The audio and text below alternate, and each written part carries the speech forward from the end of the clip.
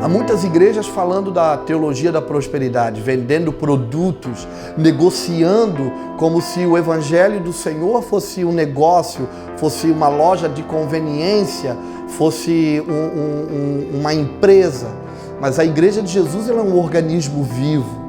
Ela foi chamada para ser um agente de transformação no lugar onde ela está estabelecida. E em alguns lugares nós vemos muitas igrejas e poucos cristãos. Nós vemos muitas entidades, instituições religiosas, mas pouca vida de Cristo sendo revelada e manifestada nesses lugares. Mas nós também temos muita esperança, porque há uma geração que Deus está levantando nesses dias. Nós cremos muito no remanescente. Nós cremos que no meio daquilo que nós olhamos como igreja, existe uma igreja que não negocia, que não trabalha por dinheiro, que não trabalha para benefício próprio, mas ela se posicionou no lugar onde ela quer satisfazer o coração do Pai.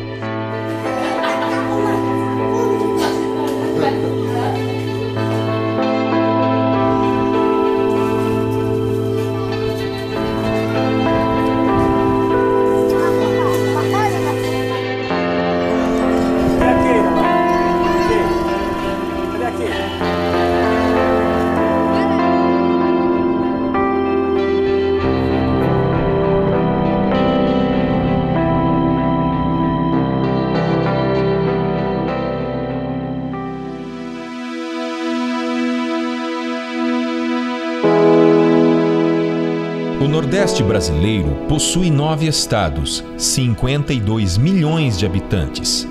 As áreas rurais do Nordeste concentram cerca de 14 milhões de habitantes, divididos em aproximadamente 10 mil povoados que vivem em situação de baixa renda, pouca escolaridade, sem saneamento básico e sem água potável de qualidade.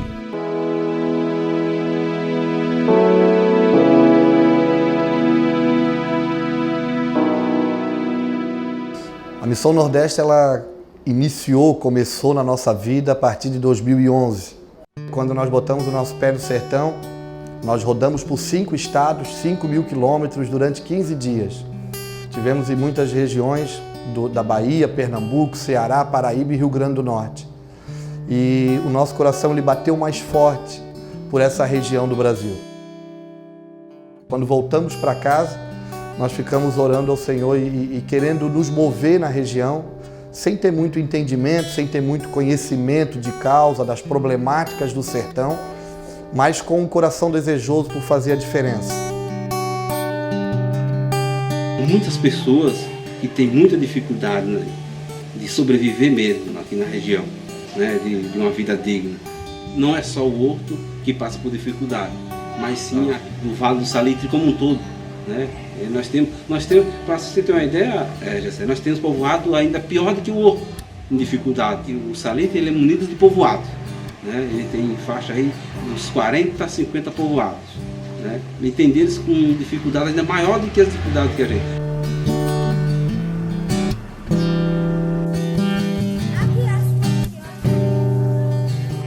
Há um legado no Nordeste também sobre abuso sexual.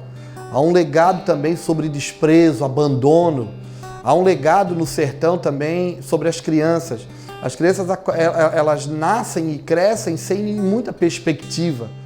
Muitas crianças ajudam seus pais, né? Trabalham na roça, né? Porque não se tem uma renda que possa garantir que possa ficar sem trabalhar, né? Então, aí junta uma coisa com a outra, né? Divide o tempo do estudo com o tempo da vida na roça. Né? E roça é muito cansativo, né? É muito desgastante.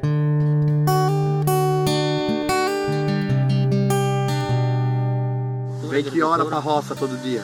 Bom, sai cedo, não tem né? hora de voltar. Né? Cedo, não tem hora de voltar. Mas também só sai daqui escurecendo. Escurecendo. É, o pôr do sol. Há um pequeno grupo de pessoas que detém às vezes o poder, o domínio, e há uma grande massa que precisa trabalhar e trabalhar muito para se manter numa condição de vida humana sustentável, de ter condição de viver como um ser humano normal. A senhora é uma das primeiras moradoras do Horto, então? Sou, pastor. Ela começou, faz muitos anos que mora aqui. Vai. E sofrendo. Até um dia que Jesus, eu me concentro muito em Jesus. E Ele olha para mim com todo o pecado que eu tenho.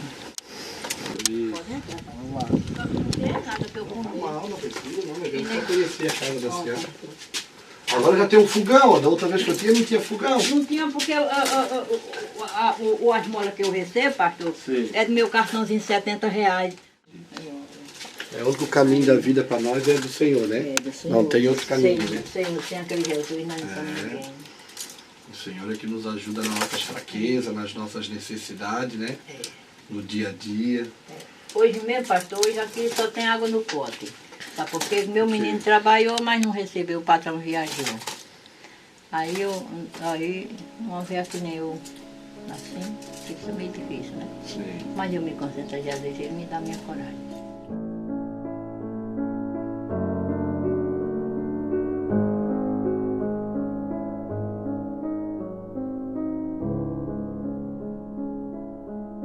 Dos 14 milhões de habitantes das áreas rurais, menos de 1% conhecem a Cristo ou nunca ouviram falar do Jesus da Bíblia. São cerca de 10 mil povoados sem igreja e que não possuem praticamente nenhum cristão. Dos 222 municípios brasileiros com menos de 1% de evangélicos, 138 estão no Nordeste.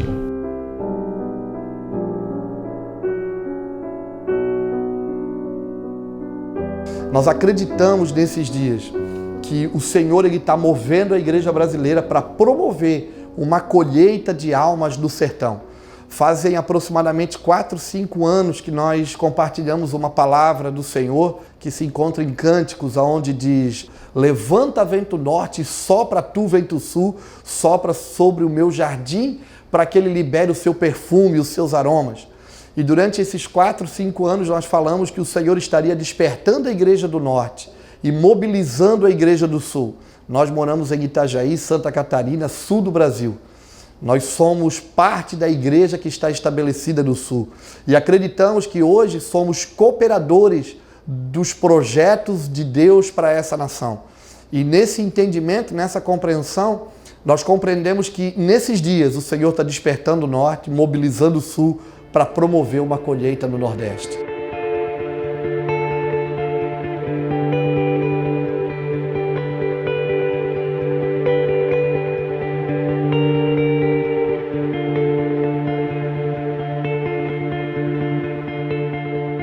A região rural, nos povoados, nessa região onde a gente tem procurado estar, essa região, o maior desafio não é em si a religião, uma denominação ou cristã ou de qualquer outro meio, mas são as tradições locais. As tradições locais, elas estão muito fortes nessas comunidades.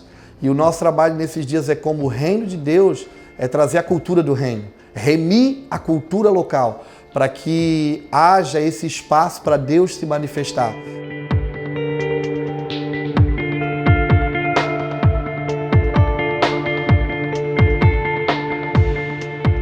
Há uma estatística que diz que menos de 1% das pessoas que habitam nesses povoados conhecem o Jesus da Bíblia. E também uma problemática nas grandes cidades do Nordeste, nas grandes capitais. Violência, prostituição infantil, a pedofilia, a prostituição no modo geral, ela se desenvolve, ela ganha espaço no Nordeste brasileiro, principalmente nos grandes centros urbanos. Então, nesses dias, nós não queremos ficar de fora daquilo que o Senhor está fazendo, porque os feitos do Senhor apontam para onde Ele está indo. As suas obras apontam para os seus caminhos, e nós queremos andar nos seus caminhos. Tiago diz que a verdadeira religião é assistir os órfãos e as viúvas nas suas necessidades e nas suas tribulações. Nesse contexto de órfão e de viúvo, o que falta? Falta um marido e falta um pai. E nós, como igreja, nós queremos fazer esse papel de sermos marido para as viúvas e sermos pai para os órfãos.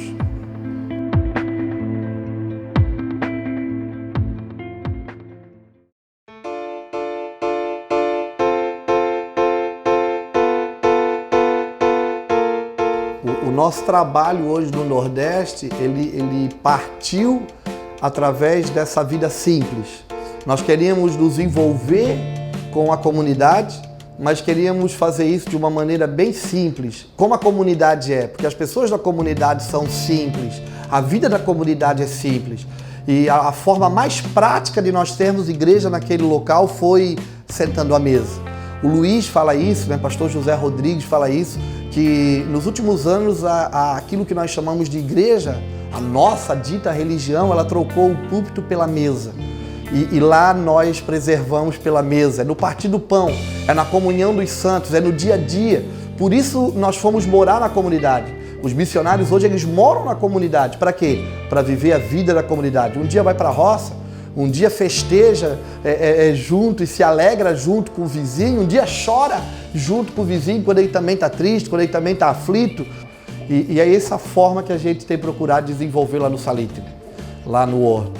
É sentando à mesa, é comendo junto, é sentando debaixo do pé da garoba com um grupo de crianças e de pessoas, de moradores da comunidade, para falar das coisas do dia a dia.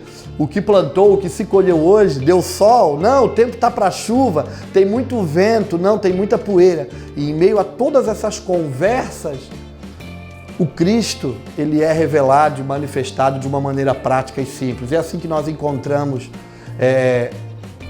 não a forma, mas a maneira de caminharmos na localidade. Porque é assim que nós vemos o Senhor Jesus, como alguém simples, que sentava à mesa com todo mundo, comia com todo mundo. Jesus era tão simples e ele era tão comum no meio das pessoas que o dia que ele foi traído, alguém precisou dar um beijo para ele ser reconhecido, porque no meio da multidão ele passava desapercebido. Ele era mais um.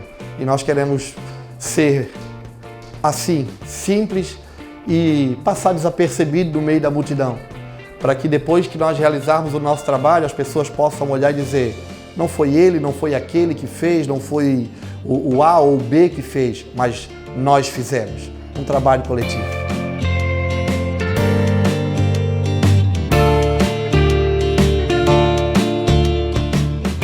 Nos últimos 2 anos que nós estamos no sertão, na região da Bahia, no sertão baiano, já 2 crianças nasceram na nossa casa, nasceram através do nosso trabalho.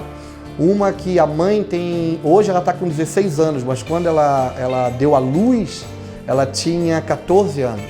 E ela foi criada já sem a mãe. Ela mora com seu pai, tem mais 2 irmãos. Eles moram numa casa feita de barro, que é a moradia comum lá no povoado onde a gente está estabelecido. E essa menina, essa adolescente, ela foi mãe aos 14 anos. Foi criada sem a mãe, é criada sem a mãe, e através do nosso trabalho a gente conseguiu dar o primeiro auxílio para ela. Ela quase morreu quando foi dar à luz. Nós tínhamos 2 jovens nossos, 2 jovens que estavam lá prestando serviço naqueles dias no trabalho, no projeto, e participaram de todo esse contexto do nascimento dessa criança. E agora nós acabamos de retornar do Nordeste e nós temos lá mais uma criança, que é filha de mãe solteira, de uma moça, né, que já não é adolescente, mas é uma jovem que tem 21 anos e ganhou um filho também, o João Vitor, uma criança linda. E agora ela está passando uns dias com a gente na nossa casa, lá no projeto, por causa que ela não tem condição de trabalhar, ela precisa de auxílio e de cuidado.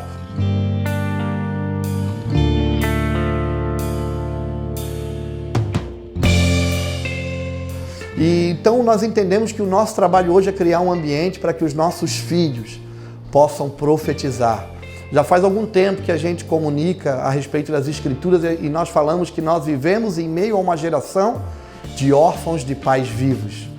E nós temos como igreja uma responsabilidade de criar um ambiente para que esses órfãos de pais vivos, eles possam ter um pai, eles possam ter uma família, eles possam ter um destino, porque se fala muito de paternidade, e a paternidade se define numa coisa: paternidade gera identidade, identidade libera destino. Crianças sem paternidade logo perdem a sua identidade, por não terem identidade, não têm destino. Como igreja, hoje o nosso trabalho é criar esse ambiente, para que os filhos e filhas dessa geração possam profetizar, para que os órfãos dessa geração, eles encontrem o seu destino.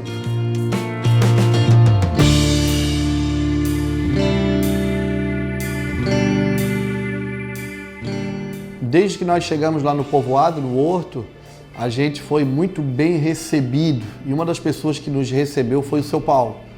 E o Paulo é o tipo daquele cara que é o sonhador. É aquele cara que sonha com os pés no chão. E a gente brinca que se der asa para o Paulo, ele voa. E nós estamos querendo dar asa para ele voar. Porque ele é um homem de pouco estudo, é um homem da roça, é um homem simples que criou a sua família com uma enxada na mão, plantando e colhendo para sustentar sua casa.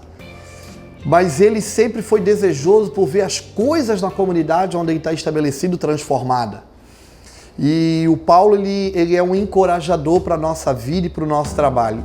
E o seu Paulo ele tinha um desejo que era plantar melão. E o Paulo trabalhou a vida toda com a enxada na mão, com muita dificuldade.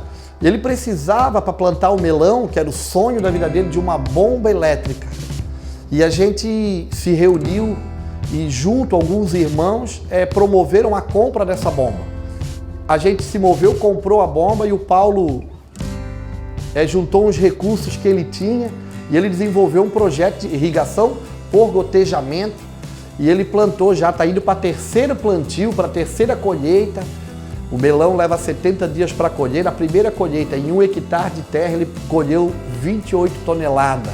E agora ele tem mais 1 hectare de terra do lado da terra onde está plantado o melão. E ele nos chamou e disse, agora nós vamos plantar para o projeto. Nós vamos plantar para a gente servir as crianças. Eu me sinto realizado para o que eu vivi, vamos voltar aqui há 12 anos atrás, aqui, eu me sinto realizado. E eu tenho fé em Jesus que essa realização vai chegar para os irmãos do lado. Eu não peço só por mim, né? Eu quero que a coisa chegue também para os outros que estão ali também em dificuldade. E nós estamos com esse desafio também, trabalhando para que nos próximos meses nós vamos colher o fruto da terra. O deserto e a terra seca florescerá. Isaías 35 se cumprindo. E o ermo se alegrará. Nós estamos produzindo melão lá no sertão e vamos produzir para sustentar as missões que o Senhor tem confiado na mão da igreja nesse tempo.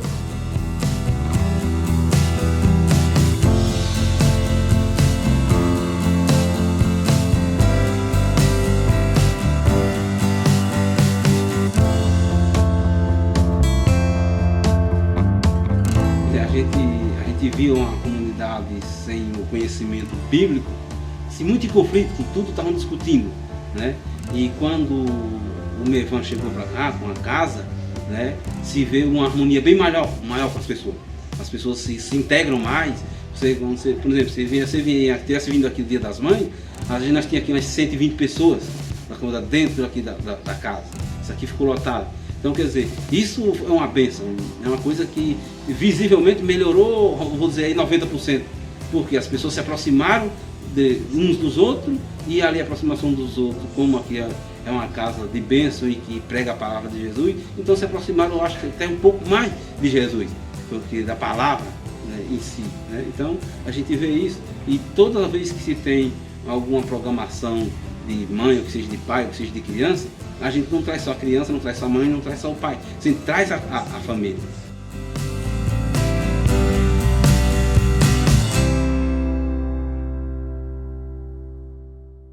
O desafio nosso é grande, o desafio da missão é muito grande, mas o que move a missão são pessoas apaixonadas por tocar o coração de Deus. Então hoje, com pouca coisa, se consegue mover muitas coisas.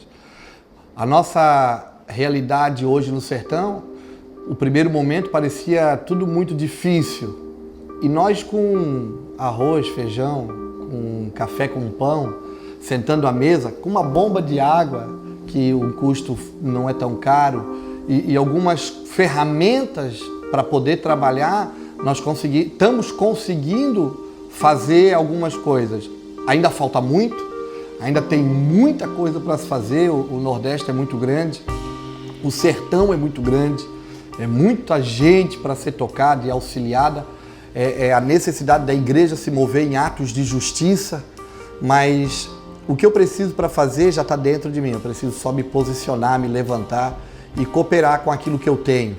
Né? Hoje a gente costuma dizer que nós fizemos a missão com as moedas da viúva.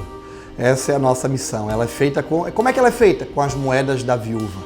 É no pouco, é no montante. A gente pega um pouco de um pouco de outro e junta e juntos a gente consegue manifestar o reino de Deus praticando atos de justiça. Coisas simples, de uma maneira simples, feito por pessoas simples, tem estabelecido de alguma forma a justiça de Deus.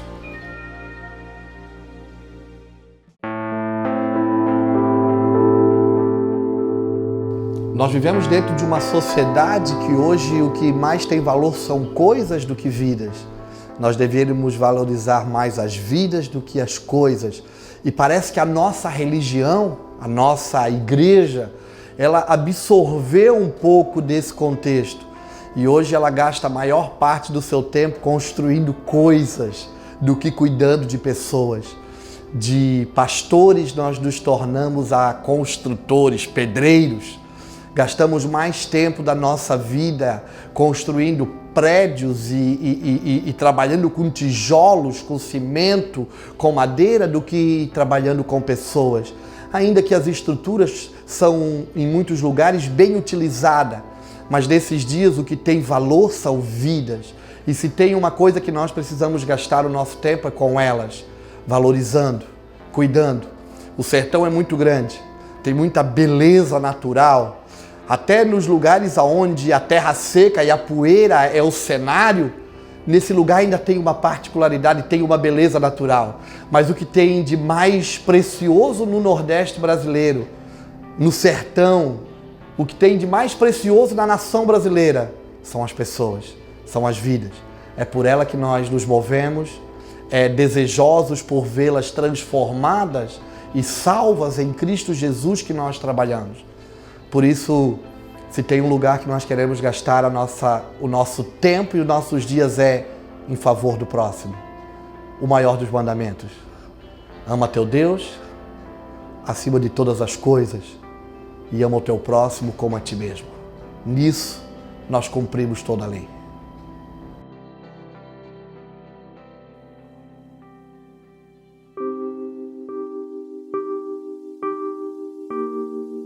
Façam justiça por nós, estendam a mão, nos ajudem, nos auxiliem, se voltem para nós. Não deixe mais um pedófilo nos abusar, não deixe mais um dia não ter pão na nossa mesa, não deixe mais um dia nós continuarmos como órfãos, como viúvas, como aflitos, como desamparados, como angustiados. Façam alguma coisa. Esse é o clamor, eu acho, da maior parte dos povos, tribos, línguas que não conhecem o Senhor. E nós, como igreja, temos a vida, porque a vida, ela se chama Jesus, ela está no Cristo e nós podemos manifestá-la. E cada vez que acontece alguma dessas coisas, é como se a igreja não cumprisse o seu papel. Nós precisamos nos movimentar naquilo que fomos chamados, manifestar aquilo que fomos chamados. Provérbios 31:8, a palavra de Deus diz assim, abra a tua boca em favor do que não pode se defender. Abre a tua boca em favor do direito de todos os desamparados. Abre a tua boca, julga com retidão, faz justiça aos pobres e os necessitados. Eu e você que somos a igreja, nós que dissemos somos ungidos, nós precisamos entender para que Ele nos separou. Foi para isso que o Senhor nos ungiu, para pregar boas novas aos pobres, curar os enfermos, dar vista aos cegos e libertar os cativos. Se você não tem uma missão, eu agora acabei de dar uma missão para você. Essa é a sua missão. Trabalhar em favor daqueles que estão desamparados e aflitos. Por isso, abra a tua boca e julga a causa do necessitado.